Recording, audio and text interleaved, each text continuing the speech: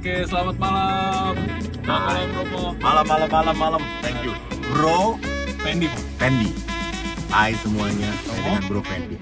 Saya Romo siapa? Tanyalah kepada semua. Pada rumput aja pada tahu kok. Romo anak pertama yang paling ganteng. Entah siapa itu. Jadi namanya sih entahlah. Yeay, Romo Eko Wahyu. Thank you. Ini mau sebelumnya Romo sudah lelah, tapi kami masih memaksa untuk Ya, betul.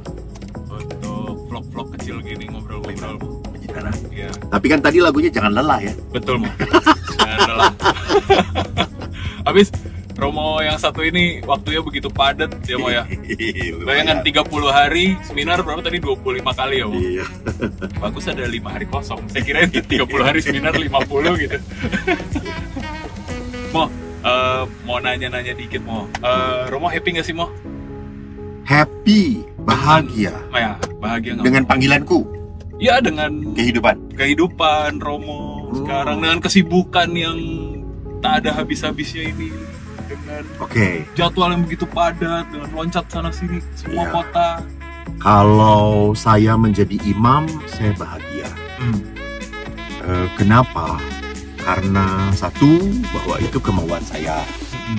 Lalu yang kedua, saya semakin merasakan bahwa di usia saya yang sudah menginjak 50, tahbisan sudah memasuki tahun ke-27, saya merasa rahmat Tuhan semakin besar. Kasih Allah semakin menunjukkan jelas bagi saya, gitu ya. Sehingga saya selalu berpikir, apa sih yang kurang dalam hidup saya? Saya kurang berbakti. Saya kurang setia. Oh, Saya kurang setia. Saya kurang menjaga relasi saya dengan Allah. Saya selalu merasa itu, gitu. oh iya. Itu yang membuat saya di saat-saat saya kosong, saya sendirian di perjalanan, saya mencoba untuk membuat koneksi, gitu ya, menchannelkan diri saya supaya satu jaringan dengan Tuhan, gitu ya. Sehingga misalnya ya, contoh hal kecil gitu ya, di perjalanan macet, saya mencoba untuk berdoa, Tuhan, semoga orang yang kena macet ini tetap damai hatinya, tetap sukacita, gitu ya. Oh, iya. Nah, di situ saya belajar untuk melemparkan doa untuk orang-orang, mensyukuri perjalanan hidup saya, gitu. Lalu, apakah saya bahagia, saya pergi kemana-mana untuk mewartakan, selama saya masih dipakai, gitu ya. Oke, saya menyediakan diri saya menyediakan hati saya menyediakan pengetahuan saya berusaha untuk mengolah bahan sehingga umat Katolik ini mendapatkan nutrisi yang benar, yang sehat, Iya. yang membuat mereka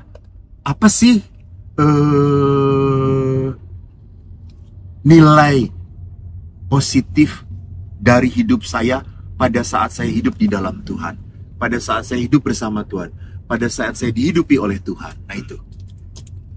Kalau selama saya masih dipakai dan selama orang masih merindukan, oke, saya lakukan gitu. Kalau capek sih pasti ya, capek, iya capek gitu. Tapi yang membuat saya lebih capek itu bukan sharingnya, potretnya itu. Potretnya. Capek banget. Salah, namanya artis ya. Bukan artis. Itu cuma potret loh, Mo. Itu nggak diminta tanda tangan, ya kan? Iya itu ada. Itu sih pengalaman saya selama ini menjadi seorang imam. Tapi happy ya berarti ya Mo ya, overall. Iya. Happy ya. Nah ini kalau boleh bukan bandingin sih Mo, cuman lebih happy di mana Mo? Lebih happy di rumah retret dengan anak-anak mungkin yang masih polos, dengan mereka permasalahan anak-anak atau tadi Mo ini keliling ini tadi. Jadi kebahagiaan itu tidak menjadi kebahagiaan kalau sudah dibanding-bandingkan. Oh, Ya kan? bagus. Jadi kebahagiaan itu menjadi sebuah kebahagiaan pada saat Anda present, hadir. Kan namanya anugerah, gift itu kan. Yeah. Gift itu mau dalam bahasa Inggris kata lain dari gift adalah present ya. Yeah. Present hadiah. Jadi Allah itu kan memberikan hadiah, gift kekinian pada saat ini. Hmm. Jadi pada saat saya bertugas di rumah retret, saya belajar menikmati, saya belajar mensyukuri, saya belajar untuk melihat atau bekerja sama dengan Tuhan, melihat karya-karya Tuhan. Juga sama, pada saat saya harus jalan, muter, berbicara di sana sini. Ya kalau itu gift-nya, saatnya Tuhan memberikan saat itu pada saya, ya saya nikmati. Karena kenikmatanlah yang menghasilkan rasa syukur. Dan rasa syukur itulah yang membuat orang bisa menjadi sukacita, bahagia, damai. Itu apa, koneksi itu tidak pernah akan terputus gitu ya. Jadi asal tidak dibandingkan ya. Pada saat dibandingkan, apa namanya, di situ sudah tidak ada kebahagiaan lagi. Karena apa, mensyaratkan toh kalau dibandingkan. Kalau kayak gini saya akan bahagia. Bahagia itu bukan kalau kayak gini gitu. Bahagia itu pada saat orang accepting, penerimaan. Di saat dia bisa berdamai, nah disitulah kuncinya dia sampai kepada titik rasa syukur dan kebahagiaan itu, sukacita itu. Berarti dimanapun kita, sebaiknya kita mencari kebahagiaan itu. Kebahagiaan bukan dicari, kebahagiaan adalah nilai tambah. Nilai tambah dari sebuah apa? Dari sebuah kehidupan yang dibaktikan dengan totalitas. Jadi kalau saya sebagai seorang ayah total menjadi seorang ayah, mendampingi anak, bersama istri, di situ akan ada sukacitanya. Di situ akan ada buah kedamaiannya, buah kebahagiaannya.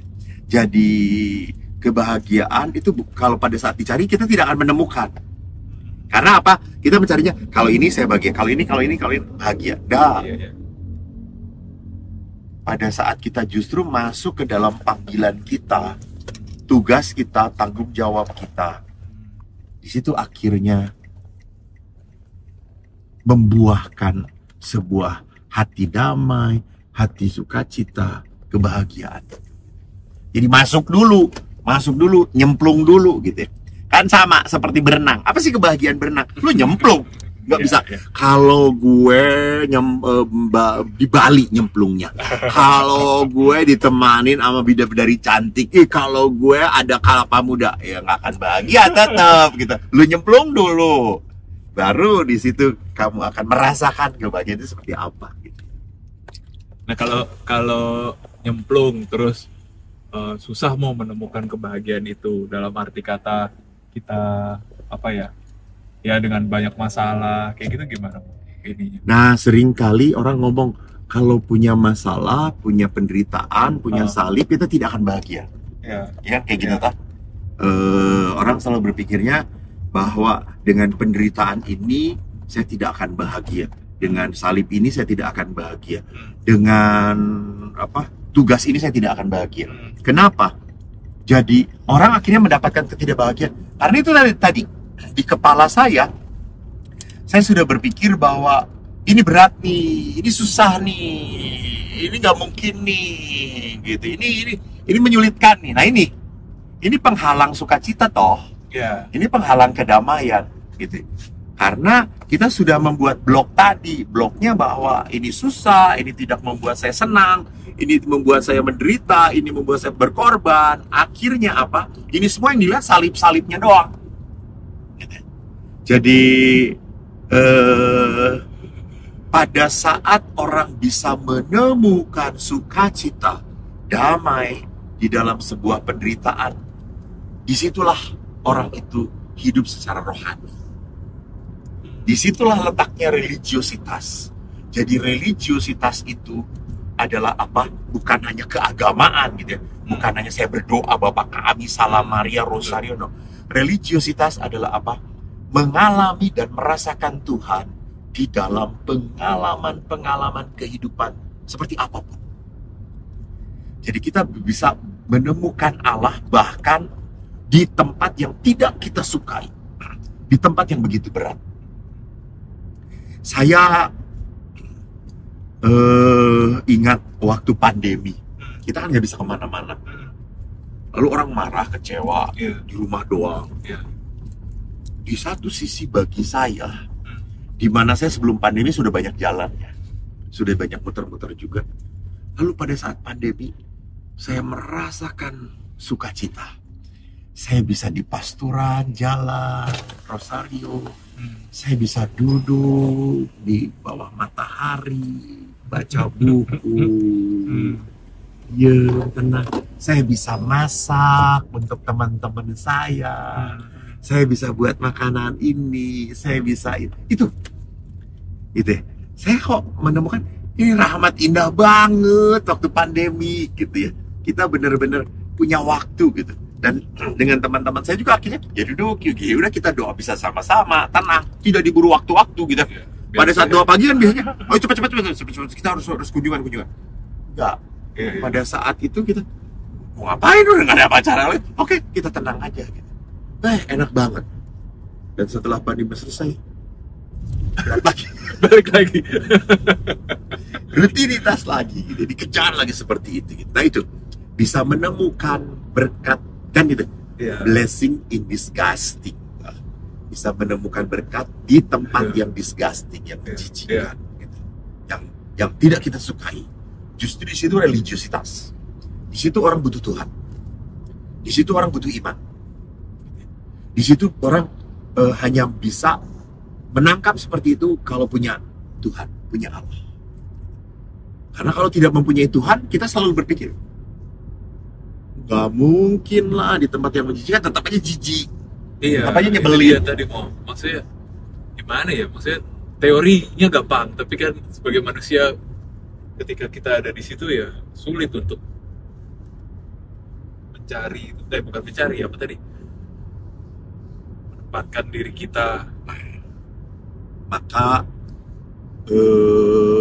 saya harus tidak terserap oleh penderitaan itu dia. Ya. Ya.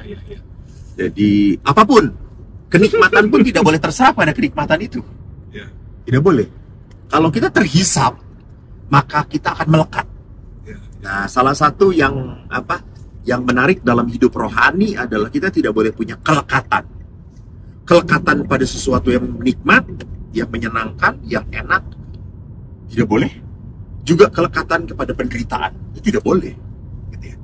Jadi pada saat orang lekat pada penderitaan, maka orang itu akhirnya tidak pernah bisa tajam. Nah, itu bersyukur. Tidak bisa menemukan Allah. Karena dia akan terpuruk oleh penderitaannya. Jadi seperti dia memakai kacamata kuda, bukan kacamata hitam lagi ya. Kacamata kuda, kalau kacamata kuda kan nggak nembus apa. Gue belum pernah jadi kuda sih. Gitu. Tapi kalau katanya kacamata kuda kan kayak gitu ya. Ya gitu ya. Jadi dia hanya bisa searah terus penderitaan terus ya, gitu. Berat nggak sih Mo? Kok jadi nanya Romo? Benar. Ya, tanya aja kepada audiens. Boleh komen gitu. Betul, berat atau tidak? Ya iyalah gitu. Dan semua tantangan untuk mengikuti jalan Kristus, jalan kebenaran dan hidup adalah berat. Betul. Berat. Karena sesuatu yang bagus, yang mulia itu kan adanya di atas toh. Iya. Bukan di hal-hal biasa. Adanya sesuatu itu hal-hal yang harus kita capai. Harus kita lakukan sesuatu. Nah itu sama. Jadi pada saat kita mau mencapai titik di mana kita mau menjadi seorang religius, mau menjadi orang yang bisa berdamai dengan penderitaan, itu memang berat. Tapi bukan berarti tidak mungkin. Betul. Thank you. Yes. Nah, kalau sebagai Romo punya kekhawatiran apa nggak Mo? Kekhawatiran. Ya. Saya pernah bertemu dengan seorang frater. Lalu frater itu ngomong, Romo, saya tuh ingin jadi Romo karena Romo loh. Aduh. Apa saya tuh? Itu. Iya. Ya, saya, aduh, jangan. Saya tuh, kamu jadi Romo jangan karena saya malu. Nanti kamu pasti akan kecewa. Kenapa? Loh, ingat bahwa sering kali kan kita, wah ini mengidolakan. Ya, tidak pernah boleh ada idolatri toh. Tidak pernah selain Tuhan. Jadi siapapun, sosok siapapun tidak boleh menjadi idola. Karena pada saat kita lihat dia lemah, dia jatuh, kita menjadi kecewa, dan kita pun akhirnya kehilangan motivasi kita. Padahal kan motivasi pertama dan utama adalah Allah sendiri yang sudah mencintai saya. Sama di dalam pelayanan pun gitu. Kita pelayanan bukan karena wah pasturnya baik banget, aduh pasturnya keren banget, aduh pasturnya penuh pengorbanan. Pasti suatu saat si pastor itu juga akan dalam tanda petik terhimpit oleh kemanusiaan dia. Bisa jadi jatuh, bisa jadi juga kita, loh kok pastor yang saya andalkan waktu saya mintai pertolongan dia nolak ya, kok dia nggak mau ya, saya kecewa. Nah itu. Jadi kita tidak mengerti, mungkin dia menolak karena sedang bertugas, karena sedang bergumul hidup dia gitu ya. Nah itu akhirnya membuat dia kehilangan motivasi. Nah sama gitu. Saya takutnya seperti itu gitu. Jadi pada saat dia, pastor saya tertarik, hebatnya jadi pastor gini. No gitu. Kamu harus cari motivasi yang lebih bersih lagi nak gitu. Pertama sih oke, tertarik karena oke gitu. Tapi pada saat kau menjalaninya carilah Allah. Gitu. Lalu kekhawatiran yang kedua dalam hidup saya adalah saya khawatir saya melupakan yang utama dalam hidup sebagai seorang religius, doa. Saya takut bahwa saya kehilangan waktu untuk doa saya. Saya bicara tentang hidup doa dengan umat. Saya mengatakan doa adalah the power untuk segala-galanya. Nah, takutnya saya melupakan hidup doa pribadi saya. Itu yang membuat saya khawatir. Jangan-jangan saya itu menjadi seorang yang sibuk berbicara tentang Yesus, tapi lupa punya waktu berbicara dengan Yesus. Kan itu yang lebih penting. Bukan pertama-tama berbicara tentang Yesusnya dulu, tapi berbicara dengan Yesusnya dahulu. Bukankah para murid pun dipanggil pertama-tama untuk tinggal bersama Yesus, baru diutus? Nah itu. Jadi saya takutnya bahwa karena terlalu sibuk saya lupa untuk tinggal bersama Yesus. Itu sih yang selalu saya gumuli gitu ya. Saya ingatkan diri saya untuk seperti itu gitu. Saya bukan pekerja sosial, saya bukan orang yang harus kesana sini, saya harus diam dengan Tuhan. Itu. Wow, bahkan seorang Romo masih punya kekhawatiran itu ya, doa ya. Betul. Apalagi betul. Saya kalau saya ini Bapakmu sudah mengetahui apa yang kamu minta sebelum kamu memintanya. Terus akhirnya Tuhan sudah tahu kan saya butuh apa.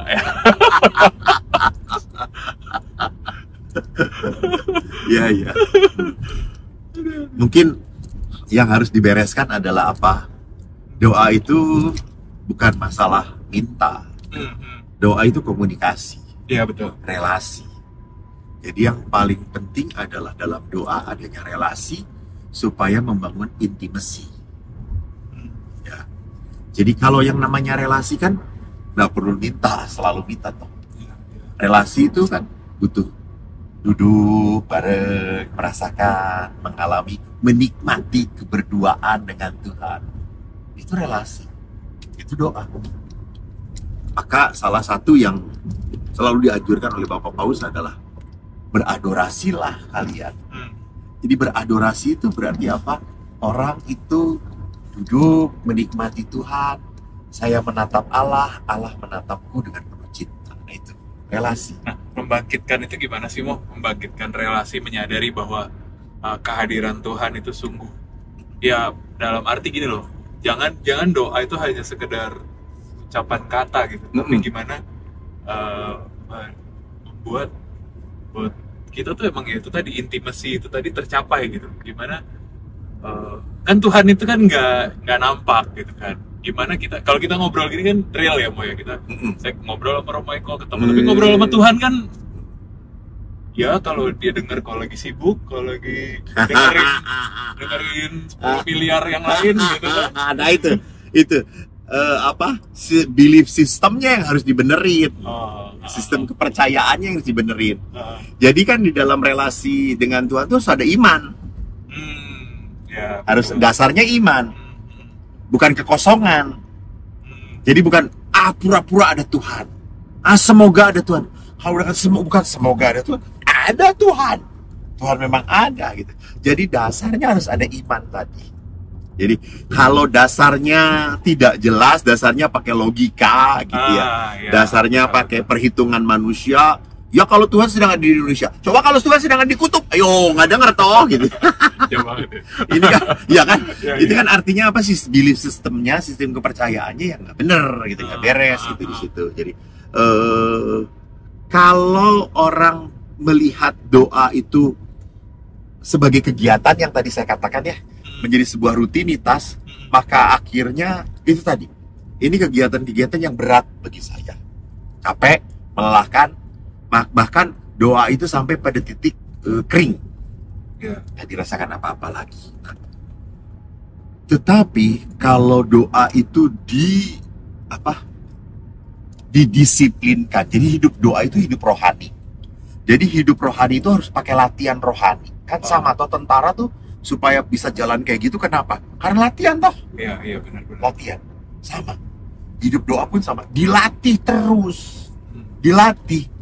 Karena latihan akhirnya menjadi sebuah habitus, menjadi sebuah kebiasaan. Nah, kebiasaan ini akhirnya menjadi sesuatu apa? Sesuatu kerinduan. Kan ada orang yang pastor satu karena kebiasaan misal, kok jadi nggak enak ya kalau nggak misal. Nah itu, habitus gitu. Karena saya kok jadi nggak merasa enak kalau saya nggak rosario. Nah itu, karena apa? Dia melatih hidup dia, melatih untuk terus seperti itu. Maka ada sebuah perputaran di dalam irama hidup dia, di dalam keseharian dia, bahwa doa itu ada sebuah relasi yang harus saya lakukan. Jadi disitulah memang pentingnya memaksakan diri. Dalam doa pun memang awal-awal kita harus memaksakan diri gitu. Jadi kalau ngikutin diri, pasti nggak akan pernah doa-doa terus gitu. Dengan 1000 macam alasan ataupun logika gitu ya. Logika kan Tuhan tahu, Tuhan sedang ngerti gue sedang capek gitu. Tuhan kan tahu sedang punya masalah saya itu. Tuhan kan tahu saya sedang sedih gitu. Tuhan masa nggak ngerti sih gitu. Tuhan nggak ngertiin. Itu kan dengan berbagai macam logika. Maka tubuh kita, diri kita terus didisiplinkan. Itu bahasa Paulus, karena walaupun kita ada roh, ada tubuh, seringkali kita tunduk pada ketubuhan kita, gitu. Bukan kepada yang utama, bukan kepada yang lebih baik, gitu ya. Di situ the way, cara, jalan supaya kita membentuk hidup doa menjadi sebuah intimitas itu, gitu. Menjadi sebuah relasi yang menghasilkan intimitas, kedekatan. Maka tadi kan mendengar tuh kesaksian Ibu Lili tadi bagus, bahwa kenapa kok Ibu Lili sampai seperti itu? Karena ada komunitas yang mendukung dia berdoa. Kamu lihat ya, kalau kamu coba masuk ke Sendang Sono, ke tempat di mana kamu masuk, di mana orang sedang rosario semua, kau akan terhisap oleh energi doa mereka. Saya pernah pengalaman waktu di seminari. Kami kan harus jalan kaki dari seminari ke Sendang Sono. Udah capek, udah malam. Tapi saya melihat ibu-ibu sedang berdoa. Saya tuh gue mau tiduran lah di depan Bunda Maria gitu ya. Saya capek. Pada saat saya ngikutin mereka melantunkan rosario, ada sesuatu yang membuat saya, wow, gitu. Saya langsung, hati saya kok ikut berdoa juga gitu ya. Walaupun badan saya sudah lemes gitu, tapi hati saya ngikutin berdoa. Nah itu. Jadi si ibu tadi kan punya komunitas yang mendoakan dia. Jadi kan energinya, energi positif banget. Ibu tadi juga berdoa. Jadi itu yang dia bangun gitu. Jadi doa itu betul-betul menghadirkan energinya Allah gitu. Energi keilahian. Dan itu hanya terjadi kalau orang punya intimitas yang tinggi dengan Tuhan. Tapi kalau tidak mempunyai intimitas dengan Tuhan, ya relasinya akhirnya cuma say hi, cuma say hello doang gitu ya. Ya sudah, you will not feel apapun ya. Iya. Nah kalau ini mau Nis, kalau memaksa Romo Eko ngevlog atau podcast di mobil kan di bisa gitu mau. Nah Baru sekarang ya, baru ini ya. Wow. Pertama nih. ya hanya dengan Bintaro dong. Pertama terpaksa. Nah, Tadinya saya dengan panitia minta tahu ngevlog, saya minta pakai Gojek aja katanya. iya saya juga udah duga gitu. Pasti Romo akan bilang tahu gitu, saya naik taksi aja. Tadi saya udah dipesenin gini mau. Yeah. Itu Romo Eko udah bilang, aduh apalagi gitu. Saya nggak bisa tidur dong di mobil. Gitu. Bener. Ini mau, nah kalau memaksa Tuhan nih mau, memaksa Tuhan tuh ya ini emang saya selalu mencari celah untuk membenarkan dirimu. Si hakim yang lalim itu mau, yang janda yang memaksa si hakim terus. Nah, terus akhirnya si hakim itu kan bilang kan ini menyusahkan saya. Udah saya kabulkan lah gitu. Nah, kalau itu saya mau pakai untuk memaksa Tuhan gimana? Anda salah tafsir. Aduh. Janda itu tidak memaksa. Janda itu memperlihatkan kesungguhan hatinya. Dia tidak memaksa, dia memperlihatkan kesungguhan hatinya. Jadi dalam doa itu yang ditunjukkan adalah apa? Kesungguhan. Maka saya kagum dengan beberapa orang Katolik yang mereka pada saat berdoa, mereka tidak hanya doa tetapi juga puasa. Untuk menunjukkan Tuhan, saya sungguh merindukan, menginginkan ini, semoga kau berkenan mengabulkannya. Bahkan dia dengan berkorban, sacrifice, dengan puasa, dengan pantang, dengan derma. Karena dia sungguh membutuhkan pertolongan Tuhan. Nah, Allah tergerak oleh kesungguhan hati manusia. Jadi di situ kita menunjukkan apa? Bukan bahwa kita memaksa, enggak. Kita memperlihatkan bahwa saya sungguh butuh pertolongan. Jadi seandainya ini tidak terjadi seperti yang saya minta pun, ubahlah hatiku. Itu seperti ibu tadi. Gitu? Jadi ibu tadi kan tidak merubah suami, tapi ubahlah hatiku supaya aku bisa menerima suami. Dan akhirnya pada saat ada perubahan, malah jadi kebaikan yang dia dapatkan. Berkat yang tidak dia kira. Nah itu. Kenapa? Karena kita harus percaya Tuhan maha baik. Tuhan maha mengerti. Kenapa dia ngasih A bukan B? Padahal saya maunya A. Enggak, Tuhan ngasih B. Karena Tuhan berpikir untuk panjang. Kita berpikir untuk saat ini. Nah itu. Paling-paling 2-3 tahun ke depan Allah memikirkan kita sampai kehidupan kekal. Gua ngasih lu ini, lu jatuh, lu malah jauh dari gue, lu malah tersesat, Tuhan gak akan ngasih. Dia ingin menyelamatkan anaknya, bukan menjerumuskan anaknya. Kan yang menjerumuskan anak Tuhan mah setan. Tuhan kan ingin membawa anak ini sampai kepada kerajaan surga. Maka Tuhan ngasih yang membuat kamu baik sampai kepada kerajaan. Bukan untuk hanya segitu aja. Itu yang kita nggak pikir ya. Benar. Yang kita tidak nyampe otak kitanya gitu. Nggak nyampe perhitungan kitanya sampai ke sana. Nah, cuman Tuhan saya mau ini gitu. Kok Ya, nggak itu. dikabulin, kok ini Betul. Saya juga waktu ibu saya meninggal, doa saya adalah, Tuhan, saya masih butuh ibu saya. Saya masih ingin bersama dia. Saya ingin membahagiakan dia. Saya masih ingin jalan dengan dia. Dia itu punya beberapa mimpi yang belum bisa diwujudkan karena keterbatasan kita waktu itu tidak punya, gitu ya. Tapi tidak terjadi. Ibu meninggal. Tapi saya melihat, semakin saya kehilangan ibu, saya makin merasa bahwa ibu saya menjadi pendoa bagi saya. Ibu saya menjadi kekuatan hidup imaman saya. Nah itu. Justru ketidakadaan beliau di muka bumi ini menjadikan dia menjadi tempat berkat kehadiran dalam hidup panggilan saya. Mungkin kalau beliau masih ada, saya hanya tahunya kalau dia di rumah toh, kalau saya mengunjungi dia. Tapi pada saat beliau tidak ada, beliau sudah dipanggil oleh Tuhan. Justru keberadaan beliau ada dimanapun bagi saya, gitu. Memotivasi saya untuk setia. Itu. Jadi Allah tidak mendengarkan saya supaya ibu bertahan. Ya, saya juga waktu itu papa saya mau di ICU, di sebelah papa udah divonis bahwa ini hanya karena alat, gitu kan.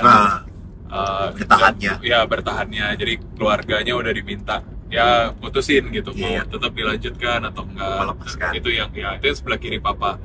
Yang sebelah kanan papa ini apa? Dia gitu ngeliatin saya aja mau gitu kan.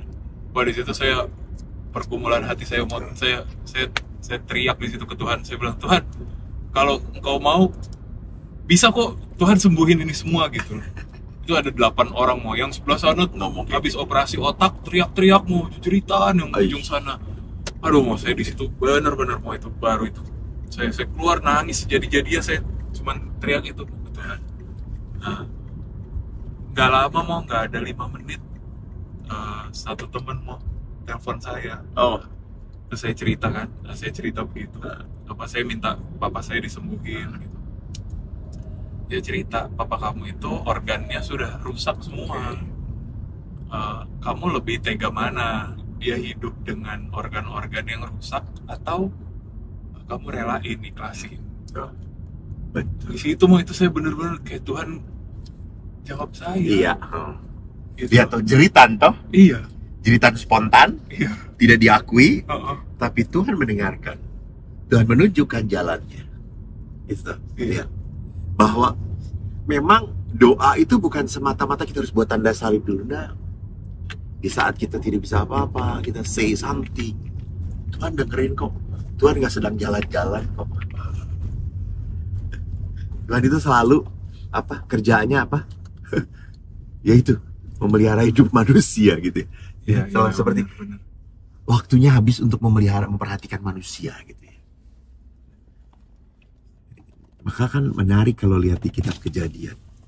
Allah melihat dan berkata, tidak baik manusia ini seorang diri saja. Berarti apa? Melihatin banget Tuhan itu. Wah, dia sedih. Wah, dia gak punya teman. Dia tidak punya pendamping itu kan. Dan itu masih dilakukan oleh Tuhan setelah penciptaan juga gitu ya. Iya. Maka betul di pengalaman kau pun sama. Pada saat kau berteriak, tiba-tiba Allah hadir dalam sosok teman kamu.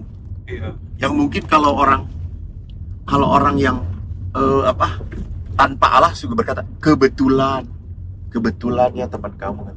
Iya. Tapi bagi orang beriman itu bukan kebetulan, rencana Allah Ya, yang tidak diduga. betul.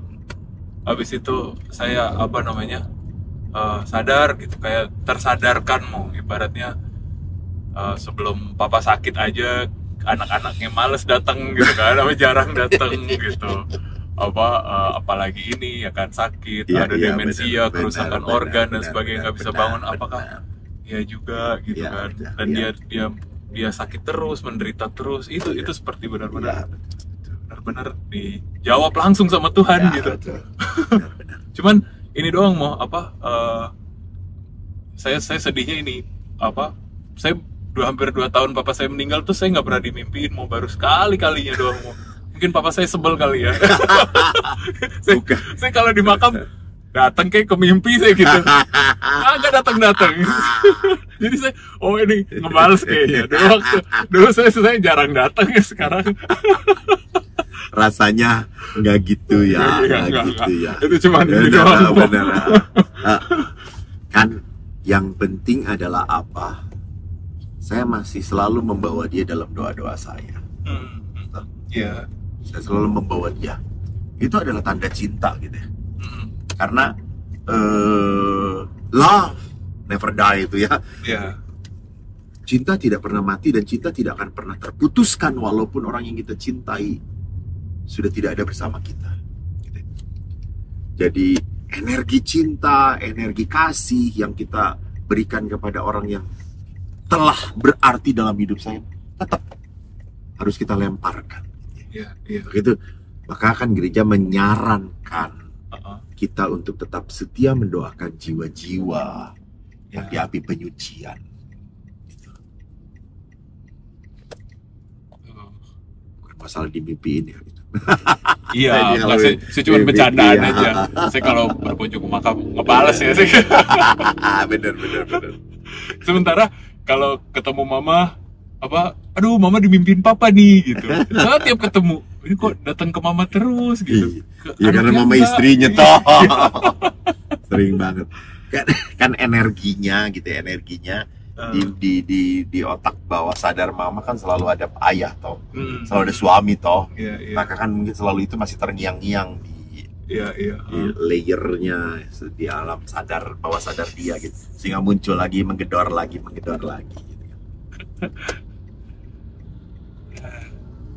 Mau ada pesan-pesan nggak mau? Terakhir ya? Iya betul. Karena sebentar lagi kita mencapai tujuan kita. Betul, sebentar lagi sampai. Pesan saya, kita kan berbicara tentang apa pertama?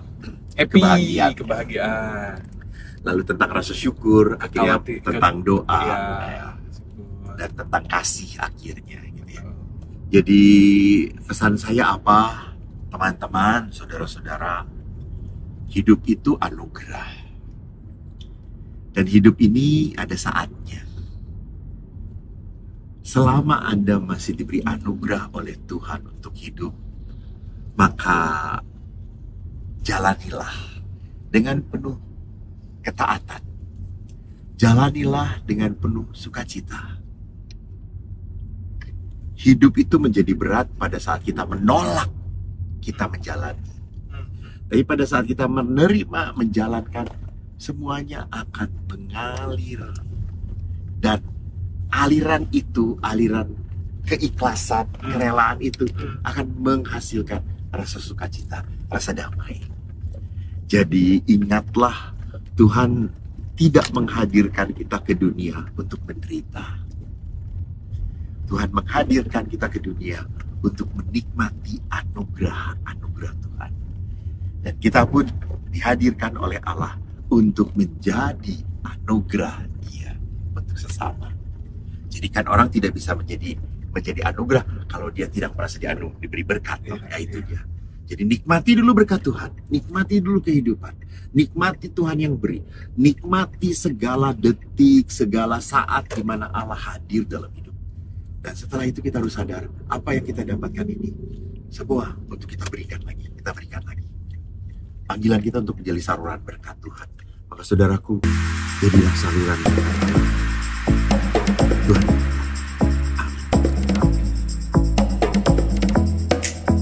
Terima kasih Mo.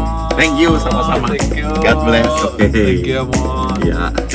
Biar Romo bisa istirahat. Iya. Udah selesai. Kita tengah ini pakai KTP atau SIM. Ya, sampai jumpa Mo. Sampai jumpa. Dadah.